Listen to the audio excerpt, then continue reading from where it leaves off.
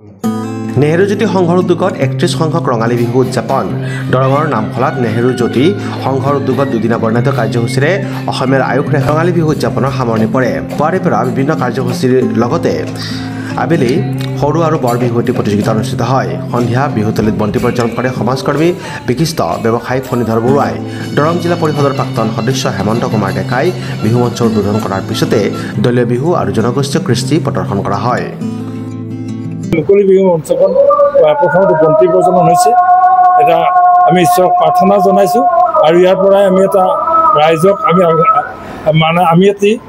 আশীৰ্বাদ দিব বিচাৰিছোঁ যে আমাৰ এই বাপতিসাহোন ৰঙালী বিহু এই বন্তিৰ প্ৰজ্বলনে যাতে সকলোতে পোহৰ হৈ থাকক সকলোৱে যাতে আমি উৎসাহ উদ্দীপনাৰে এই বিহুক জীয়াই ৰাখিব পাৰোঁ তাকে ভগৱানৰ ওচৰত আমি কামনা কৰিছোঁ আৰু এই বন্তি প্ৰজ্বলন কৰিছিলে আমাৰ বিশিষ্ট সমাজকৰ্মী ফণীধৰ বৰুৱা ডাঙৰীয়া তাৰপিছতে আমাৰ বিহুতলী উন্মোচন কৰিছে আৰু উন্মোচন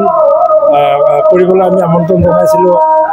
প্ৰাক্তন দৰং জিলা পৰিষদৰ সদস্য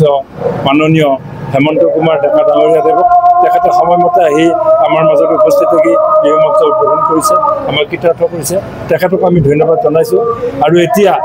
দুয়োখন প্ৰতিযোগিতা চলি আছে তাৰ মাজে মাজে অসমৰ বচা বচা যি বিহু দল এই বিহু দলে আহি আমাৰ ইয়াত অংশগ্ৰহণ কৰিছে ইতিমধ্যে সুদূৰ লখিমপুৰ জিলাৰ পৰা দল আহিছে আৰু লগতে টংলাৰ পৰা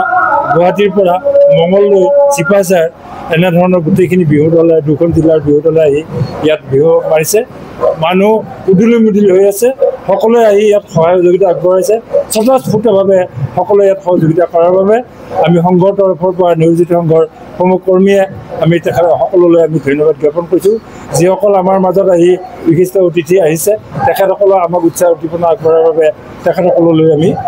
ধন্যবাদ জ্ঞাপন কৰিছোঁ সদৌ নেহেৰু জ্যোতিৰ উত্তৰোত্তৰ আমি ৰাইজৰ অসমবাসীৰ পৰা আশীৰ্বাদ বিচাৰিছোঁ আমি যাতে প্ৰতি বছৰে এনেধৰণে নেহেৰু জ্যোতি সংঘই আমি এই ৰঙালী বিহুটো উদযাপন কৰিব পাৰোঁ তাৰ কাৰণে আমি সকলোৰে আশীৰ্বাদ বিচাৰিছোঁ আৰু ইয়াৰ লগতে আমি এটি ধন্যবাদ দিব লাগিব আমাৰ অসম চৰকাৰৰ ফালৰ পৰা আমি বিগত 2 বছৰত আমাৰ ৰঙালী বিহুৰ কাৰণে 1,50,000 টকাকৈ তেখেতসকলে আমাক অনুদান আগবঢ়াইছিল আৰু এইবেলি 1,50,000 টকা আমি পাবলৈ সক্ষম হৈছোঁ গতিকে আমি চৰকাৰক ধন্যবাদ জনাইছোঁ আৰু এইখন চৰকাৰ যাতে বহু দূৰ আগবাঢ়ি থাকে তাৰ কাৰণে আমি তেখেতসকলক আমি এটা অনুৰোধ জনাইছোঁ আৰু আমাৰ এই গ্ৰাম্য অঞ্চলৰ যিবিলাক পুথিভঁৰাল বা আমাৰ যি সংঘ য'ত আমি বিহু উদযাপন কৰি আছোঁ এই অনুষ্ঠানসমূহত যাতে তেখেতসকলে চকু কাণ দি আগবঢ়াই লৈ যায় তাৰ কাৰণে তেখেতসকলক আমি অনুৰোধ জনালোঁ ধুনীৰ পৰা সুনীল চহৰীয়া ৰিপৰ্ট নিউজ এক্সপ্ৰেছ অসম।